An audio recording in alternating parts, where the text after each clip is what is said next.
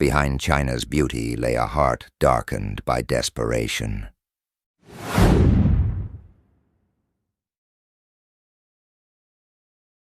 China was poor, very poor. She had no parents, no siblings, and no one to help her.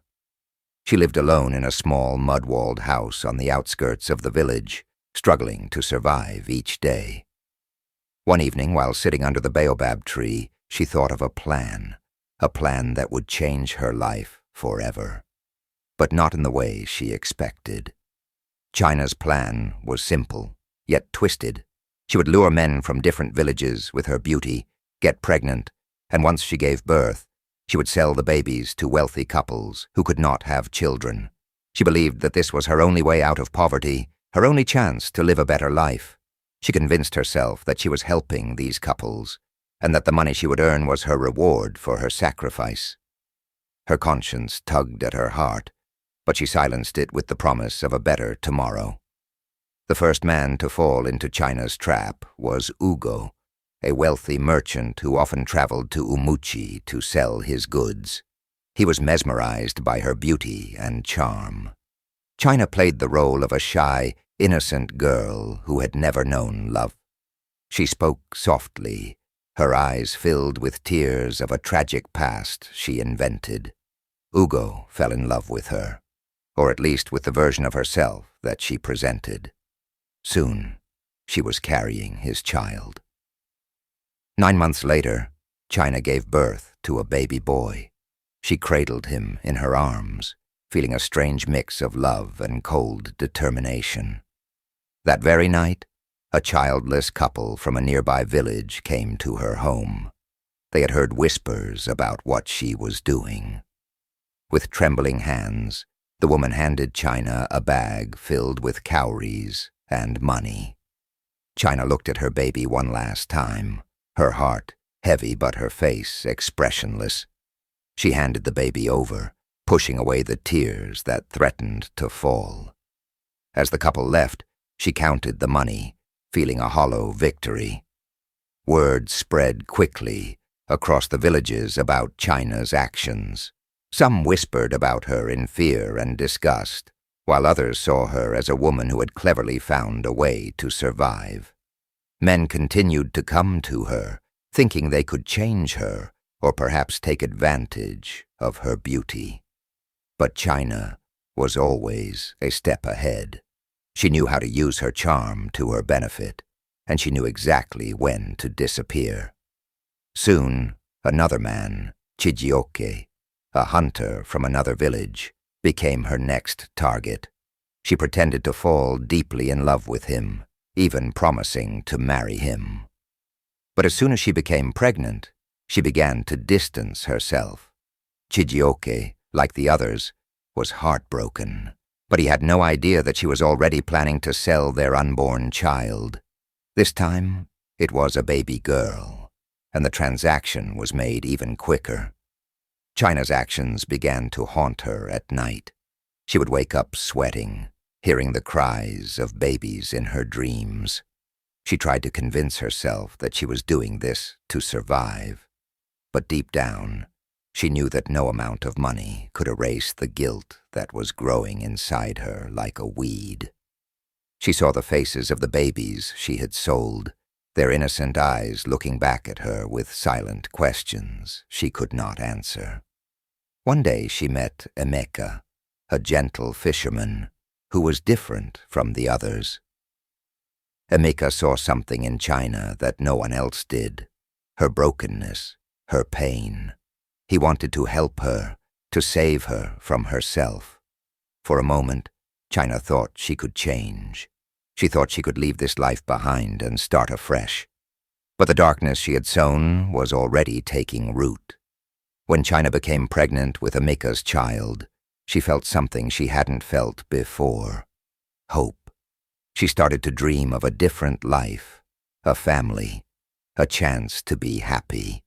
She kept the pregnancy a secret from everyone, even Emeka, fearing that her past might catch up with her. But as her belly grew, so did her fear. She was torn between her old life and the new life that seemed just out of reach.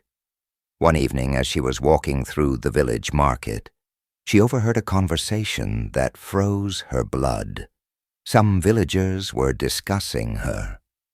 "She's cursed," one woman said. "She sells her own flesh and blood. No good will come to her." The words cut deeper than a knife. China realized then that her past would never let her go. Days turned into weeks, and China became more paranoid. She stopped going to the market. She stopped talking to anyone. She felt trapped in her own web of lies. She couldn't tell Emeka the truth, but she couldn't bear the thought of selling another child. The guilt was too much. She decided that this time she would keep the baby, no matter what it cost her. However, fate had different plans. One night, while she was in labor, Emeka found out everything. He had heard rumors but didn't believe them until he saw the bags of money hidden under her bed. He confronted her. His eyes filled with hurt and betrayal. China cried and begged for forgiveness, but Emeka's heart was shattered. He couldn't believe that the woman he loved was capable of such cruelty. Despite his anger, Emeka stayed by her side as she gave birth. It was a long and painful night, filled with cries of pain and regret. When the baby boy was born, Emeka looked at him, tears streaming down his face. He couldn't stay. He left China alone with the child, unable to bear the sight of her. China held her son close, sobbing into the night, feeling the weight of all her sins pressing down on her.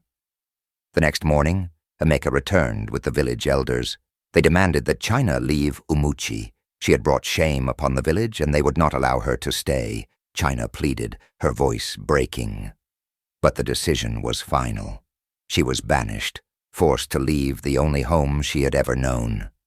With a heavy heart, China packed her few belongings and wrapped her newborn son in a cloth.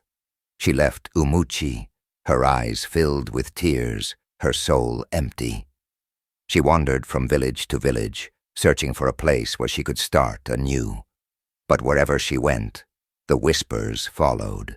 People knew who she was, and no one wanted her near. Desperate and broken, China decided to return to her old ways. She thought maybe she could survive by selling one more child. But this time, the gods seemed to have had enough of her wickedness. She found herself in a small, desolate village where no one wanted anything to do with her. She was rejected everywhere she turned, her reputation preceding her. Days turned to weeks, and China found herself penniless, starving, and alone. She realized that she had lost everything, her family, her home, her dignity. She looked at her son, now weak from hunger, and felt a pain that pierced her very soul. She had nothing left to give, no one left to turn to. One cold night, as the wind howled outside, China held her son close. She whispered to him, tears streaming down her face, telling him how sorry she was. She apologized to all the babies she had sold, to the men she had deceived, and to the gods she had angered. She prayed for forgiveness, but deep down, she knew that some sins could never be washed away. As dawn broke, China's eyes closed for the last time. She had lost the battle against her own demons. Her son, too weak to cry, lay beside her, still and silent. The villagers found them later that day, two lifeless bodies under a tree. They buried them in unmarked graves far away from the village where no one would ever remember them. The story of China became a cautionary tale in Umuchi and the surrounding villages, a story of greed, desperation, and the high price of choices made in darkness. The villagers whispered her name with a shudder, teaching their children that the road of wickedness only leads to a lonely end. And so the name China was spoken only in hushed tones, a reminder of what happens when a heart turns away from light.